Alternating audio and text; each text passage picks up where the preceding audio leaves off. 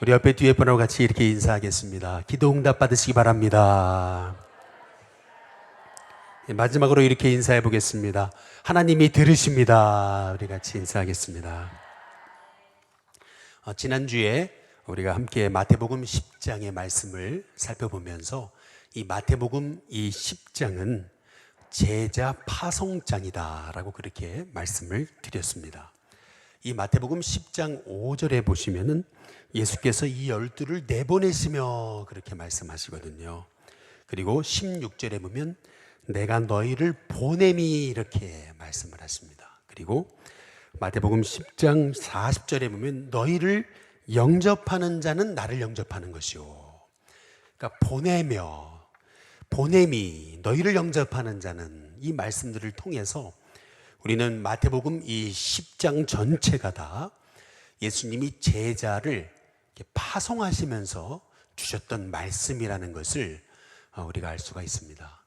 그런데 이 마태복음 10장에 예수님이 이 제자들을 세상에 파송하시는 장면인데, 이 제자들을 세상에 파송하시면서 예수님이 가장 많이 하셨던 말씀이 있습니다. 여기 마태복음 10장에 가장 많이 나오는 말씀이 뭐냐 하면은, 한번 따라해 보겠습니다. 두려워하지 말라. 여기 마태복음 10장에 가장 많이 나오는 말씀이 두려워하지 말라라고 하는 그런 주님의 말씀이셨습니다. 요한복음 14장에 보면은 예수님의 마지막 설교가 나오죠. 예수님의 고별 설교라 불리운 요한복음 14장 그리고 15장, 16장에 보면은 14장의 1절, 그러니까 14장의 시작이 뭐냐면 너희는 마음에 근심하지 말라. 하나님을 믿으니 또 나를 믿어라. 염려하지 말라. 근심하지 말라. 두려워하지 말라. 이렇게 말씀으로 시작됩니다. 그런데 예수님의 이 고별 설교, 이게 가장 끝나는 지점이 바로 요한복음 16장 33절이거든요. 근데 16장 33절에도 보면은 같이 한번 읽어보겠습니다. 함께 있습니다. 시작. 이것을 너희에게 이르는 것은 너희로 내 안에서 평안을 누리게 하려 함이라. 세상에서는 너희가 환난을 당하나, 그 다음 뭐라고요? 담대하라. 내가 세상을 이겼노라. 예수님의 고별 설교 시작과 끝이 두려워하지 말라는 것입니다. 담대하라고 말씀하시는 것입니다. 왜 이런 말씀을 주시는 거냐면 창세기 3장에 보면은 아담과 하와가 선악과를 따먹고 범죄하잖아요.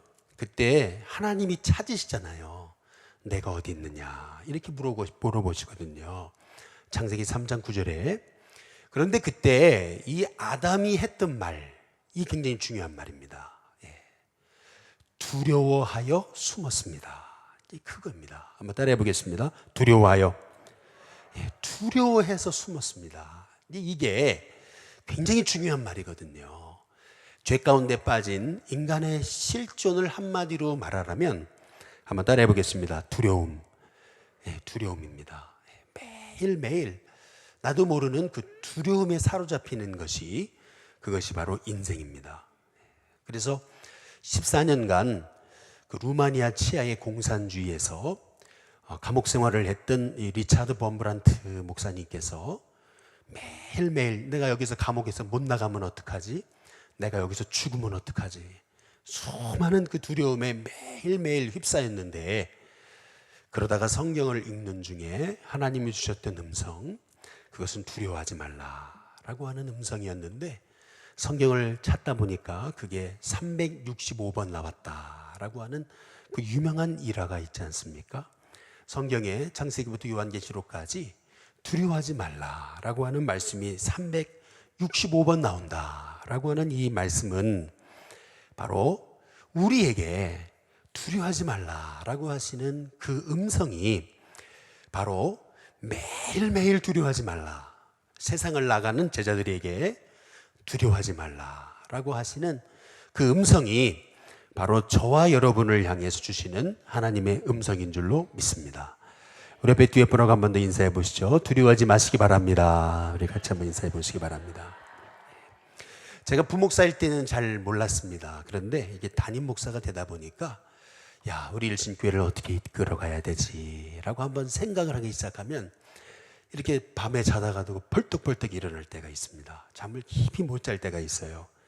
아, 이게 책임감인가 두려움인가 라고 하는 그런 생각을 가질 때가 있습니다. 우리는 늘 우리의 마음에 찾아오는 그 두려움과 싸우는 존재가 아닐까라고 하는 그런 생각을 갖습니다. 여러분 혹시 그 보호전쟁이라고 아마 들어보실 것입니다. 영국과 남아프리카, 네덜란드 이주민 사이에 벌어진 유명한 전쟁인데요. 이 전쟁이 한창일 때 남아프리카의 한 병사가 기소됐거든요. 근데 그 죄명이 뭐냐 하면은 한번 따라해 보시겠습니다. 낙심죄.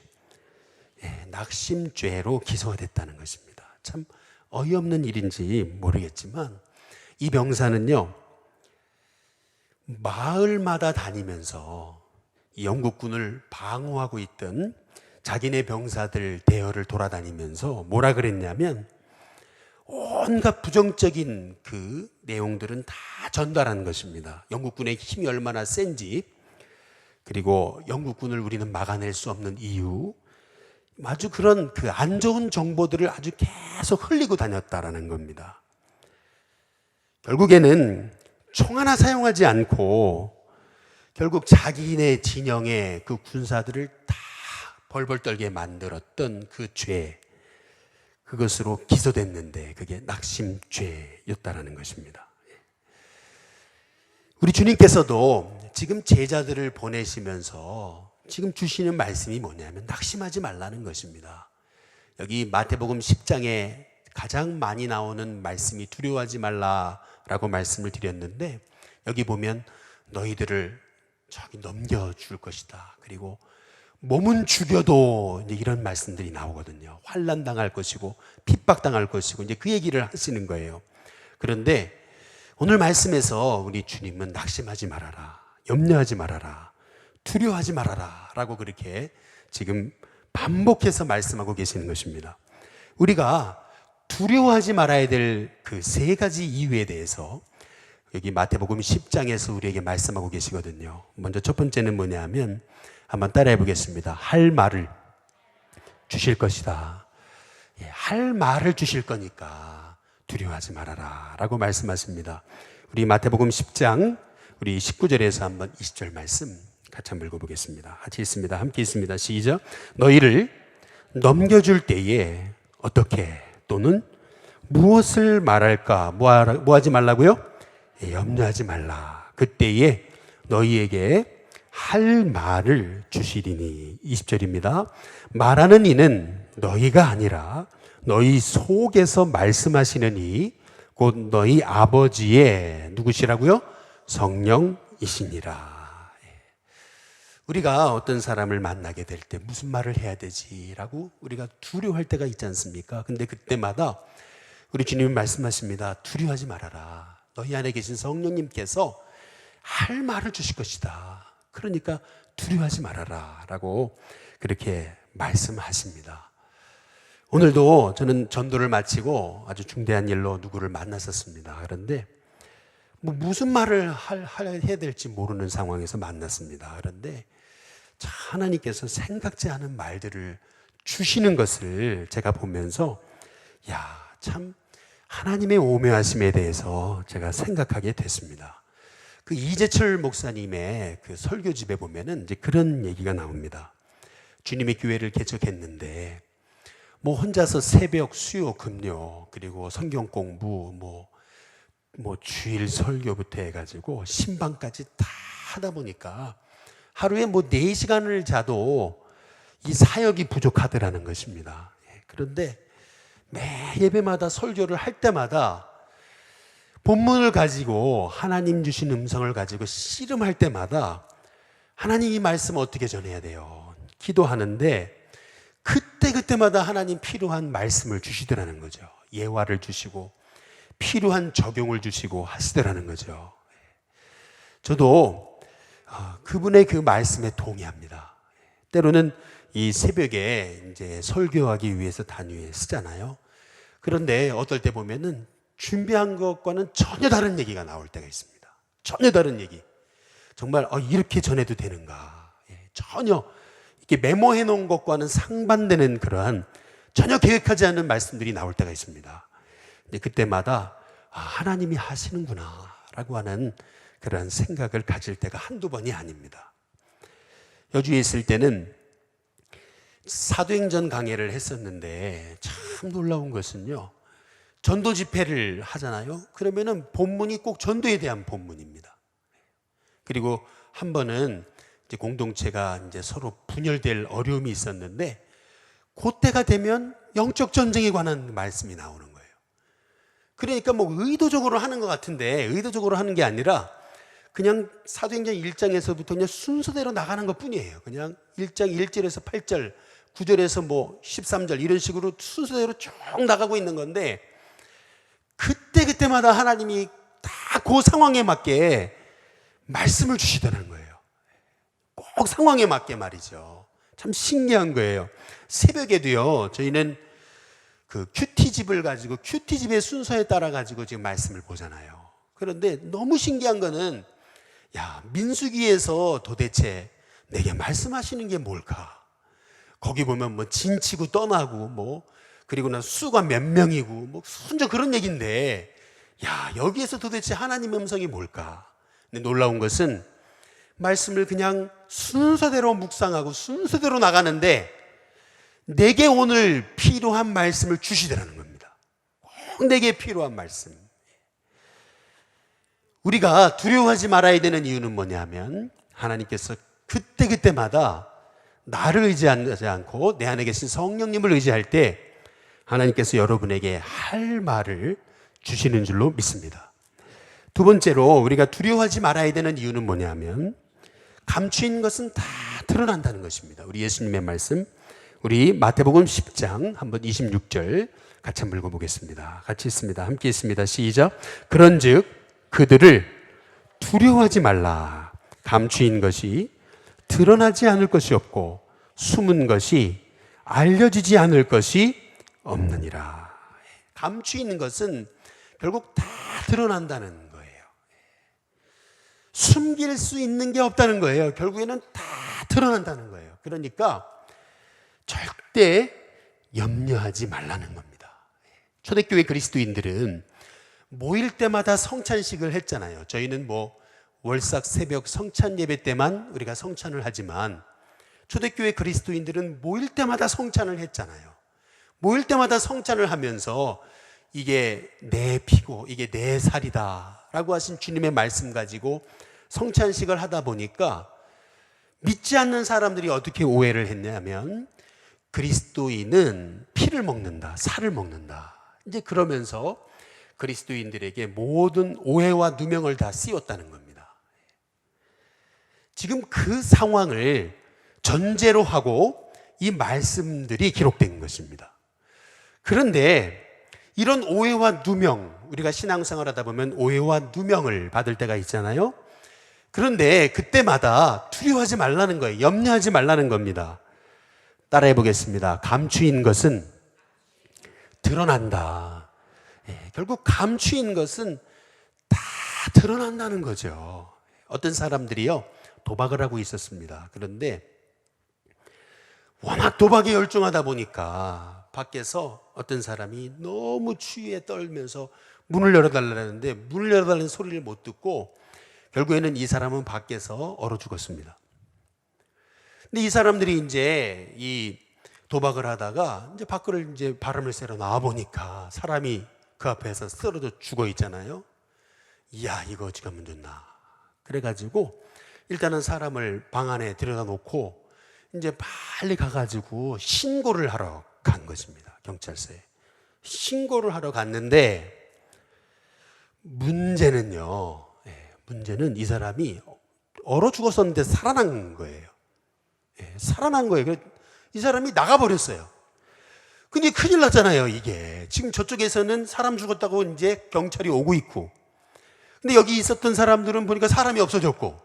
그렇게 해서 어떻게 했는지 아십니까? 이 사람들이 이거 큰일 났네. 사람 죽었다 그랬는데 우리가 죽이고 숨겼다고 하는 오명을 쓸까 봐서 이 사람들이 어떻게 했냐면 맞아. 그래, 어제 저 뒷산에 그 사람을 묻었지. 그래가지고 그게 생각이 나가지고 막 달려가가지고 땅을 파가지고 그 안에 들어있던 사람을 끌어내가지고 집에다가 딱 눕혀놓은 거예요. 근데 이렇게 보니까, 경찰이 와서 보니까 이게 지금 죽은 사람이 아니거든요.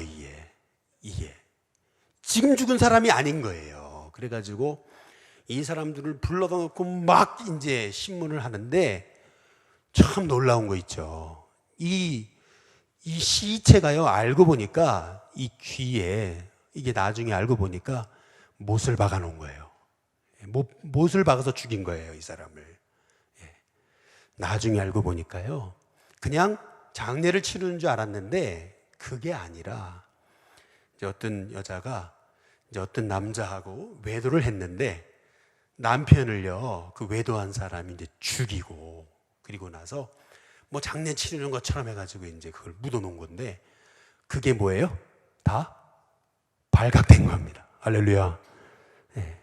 전혀 엉뚱한, 정말 전혀 엉뚱한 일로 무덤에 들어가 있는 사람까지 다 이제 파내가지고 이제 그게 다 발각이 되더라라고 하는, 믿거나 말거나인데요. 할렐루야.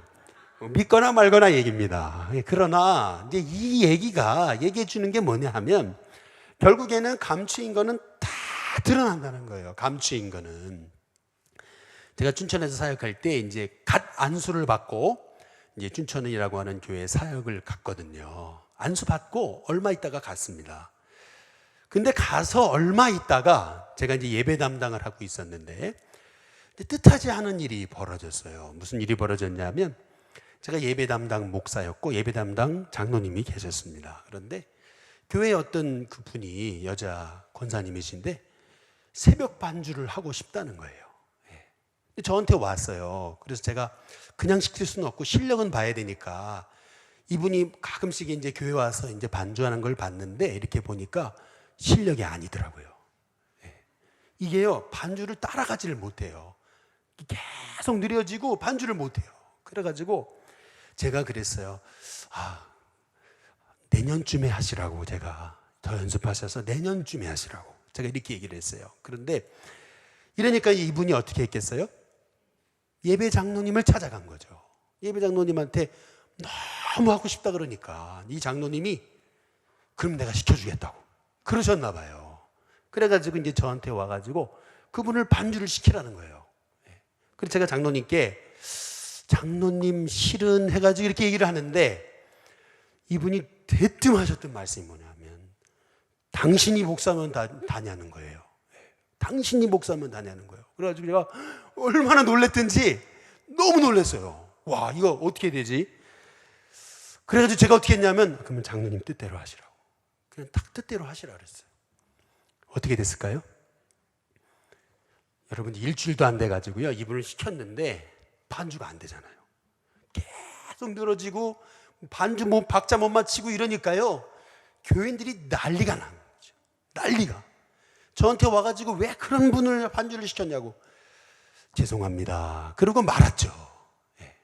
그럼 누구를 찾아갈까요? 예배 담당 이제 목장로님을 찾아갈 거 아니에요. 그래가지고 이제 이분이 막 욕을 얻어먹으니까 결국에는 이제 그분이요, 결국에는 그 반주도 못하고 결국에는 교회도 떠났습니다. 제가 이제 그 사건을 보면서 제가 깨달은 게 있어요. 제가 목회 초년봉 시절에 제가 깨달은 게 있습니다. 그것은 뭐냐면, 하나님이 내 편 돼주세요. 이거 어리석은 기도입니다. 이건 어리석은 기도고요.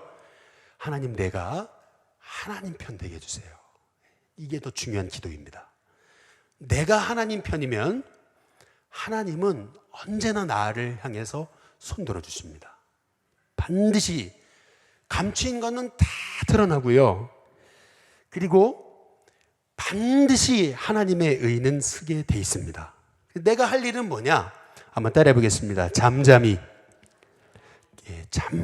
기도하는 것입니다. 내가 할 일은 잠잠히. 그리고 세 번째, 마지막으로 왜 우리가 두려워하지 말아야 되느냐? 그것은 뭐냐면, 머리털까지 세시는 하나님이 지키신다는 것입니다. 한번 따라해 보시겠습니다. 하나님이 지키신다. 예, 우리 마태복음 10장 한번 30절 한번 같이 읽어보겠습니다. 같이 읽습니다. 시작. 너희에게는 머리털까지 다 세신 바 되었나니. 머리털까지 다 세신다는 말씀이 뭐죠? 머리털까지 다 세신다는 것은 형편과 처지를 다 하신다는 거 아니겠습니까? 하나님은요, 우리가 지금 어떤 일로 어려움 당하는지, 그리고 우리의 삶에 어떤 문제가 있는지 다 아신다는 거예요. 머리털까지 세신 바 되었나니 그러므로 너희는 두려워하지 말아라. 우리 주님께서 말씀하십니다. 제자들이 나가는 세상은요, 만만한 세상이 아니에요. 지금 제자들을 파송하시면서 예수님도 이 세상이 만만한 세상이 아니라는 것을 아셨습니다. 이 세상은 정말 만만하지 않은데, 그러나 너희는 머리털까지 다 세신 바 되었으니 두려워하지 말아라. 우리 주님이 지키신다라는 거, 너희 형편과 처지를 아신다고 하는 그런 말씀이거든요. 1970년대에 한 청년이요, 4살 때 아주 불의의 사고로 시력을 잃습니다. 시각장애인이 돼요. 이 청년이 시각장애인은 됐지만 너무 공부를 하고 싶었어요. 학교를 다니고 싶었는데, 뭐 학비가 있습니까? 돈이 있습니까? 뭐 당시에 무슨 장애인에 대한 그러한 여러 가지 혜택이 있었습니까? 근데 이 청년은 너무 공부가 하고 싶어가지고 결국 생각해낸 것은 뭐냐면, 내가 할 수 있는 일, 그것은 뭐냐면은 신문을 배달하는 것이다, 이렇게 생각한 것입니다. 그래서 신문사를 찾아갔습니다. 근데 한번 보세요. 신문사의 국장이 보니까, 아니, 앞을 못 보는 사람이 와가지고 신문을 배달한다니까 이게 말이 됩니까? 그래서 그가 지팡이를 지고서 이렇게 왔는데, 다시 지팡이를 이렇게 지어가지고 택시를 타고 그냥 보내버린 것입니다.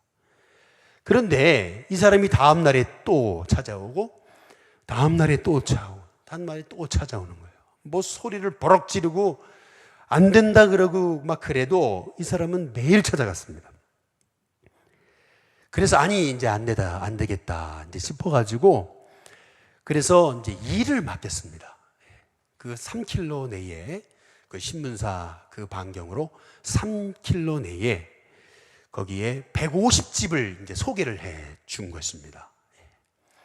150집을 소개를 해 줬는데요, 이제 속으로 아주 그냥 짧게 걸려도 뭐 일주일은 최소한 이거 익히는데 걸릴 거다, 이런 생각을 했는데, 이 친구는 3일 만에 그걸 다 파악한 것입니다. 3일 만에. 근데 문제는 뭐냐면은, 이 지국장이요, 참 나쁜 사람이죠.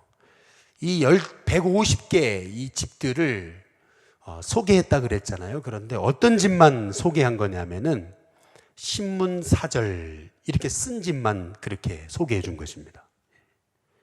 신문 사절. 그러니까 뭐 이 사람은, 이 청년은 안 보이니까 신문 사절이라고 써놓은 집들만 다 소개를 해줬던 건데, 이제 그걸 모르고 그거를 3일 만에 다 파악을 해가지고 이제 드디어 이제 신문 배달을 시작하는 겁니다. 신문 배달을 시작하면 이 친구가 그만둘 줄 알았는데 그만두기는커녕요, 당시에 이제 새로 신문을 이제 구독을 하기 시작하면 300원을 줬답니다. 300원을. 그러던 시절인데, 이 친구는요, 나가는 날마다 새로운 신문을 계약을 하더라는 거예요. 그 이유가 뭐나 이렇게 봤더니, 신문 사절이라고 써놨는데 계속 신문을 넣었잖아요. 나가가지고 한마디 하려고 딱 보니까 앞을 못 보는 청년이 이 신문 배달하고 있잖아요. 그러니까 사람들이 아이고 정말 마음이 딱해가지고, 그 신문 사절 하기로 했던 사람들이 다 신문을 보더라는 거예요.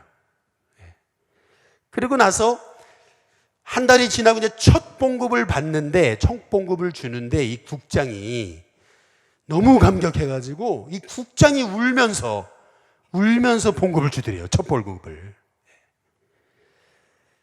여러분, 이분이 누구냐면은 최근에는 그 종달새 전화 도서관을 운영하고 있는 신인식 목사님이라는 분인데 2012년도에는 꿈꾸는 자의 무한도전이라고 하는 책을 써서 참 많은 사람들에게 감동을 주었습니다. 여러분, 뭐 이분이라고 두려움이 없었겠습니까? 그러나 하나님 우리에게 말씀하십니다. 세상을 향해서 나아가는 우리에게 두려워하지 말라고 말씀하십니다. 머리털까지 다 세신바 되지 않았느냐. 우리 주님이 말씀하십니다. 이 말씀을 제가 준비하면서 우리 주님이 우리를 세상에 파송하시잖아요. 근데 파송하시면서 예수님이 말씀하신 세 개의 동물이 있습니다. 이게 참 재밌더라고요. 세 개. 세상으로 우리가 파송을 받는데 우리가 제자로서 세상으로 파송받잖아요. 이 세상이 만만한 세상이 아니거든요. 근데 만만한 세상이 아닌데 이 만만하지 않은 이 세상에서 제자들이 승리하는 비결로 예수님은 세 개의 동물을 얘기하세요. 세 개의 동물. 딱 요것만 말씀드리고 마치겠습니다. 참 예수님 자상하세요. 그리고 예수님의 말씀은 너무 쉬워요. 너무 간결해요. 그래서 잊어버리지 못하도록 우리가 잊어버릴 것 같으시니까 잊어버리지 못하도록 세 개의 동물 얘기하시거든요. 한번 찾아보십시오. 마태복음 10장 우리 16절에 보시면 여기 두 개 동물이 나옵니다. 같이 읽어보겠습니다. 같이 있습니다. 시작. 보라, 내가 너희를 보냄이 양을 이리 가운데로 보낸것 같도다. 이게 이제 양이 이리 가운데로 들어가는 게 제자가 세상으로 가는 거거든요. 제자는 양 같아요. 그런데 제자가 가는 세상은 이리 같은 세상이라는 거예요. 언제든지 우리를 잡아먹으려고, 넘어뜨리려고, 쓰러뜨리려고 호시탐탐 우리를 삼키려고 달려드는 그러한 곳이 세상이라는 거예요. 내가 너희를 보냄이 양을 이리 가운데 보낸것 같도다. 이게 제자들을 파송하시면서 하신 말씀인데 그러시면서 세 개의 동물 꼭 기억하라 그러시거든요. 첫 번째는 뭐예요?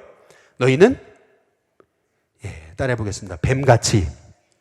첫 번째 우리 주님이 기억하라고 하는 동물은 뱀입니다. 뱀처럼 지혜로워라. 뱀처럼 지혜로워라. 이 뱀이 곁에 오는지 아는지 모르잖아요. 뱀처럼 지혜로워라. 그 다음에 두 번째 뭐라고요?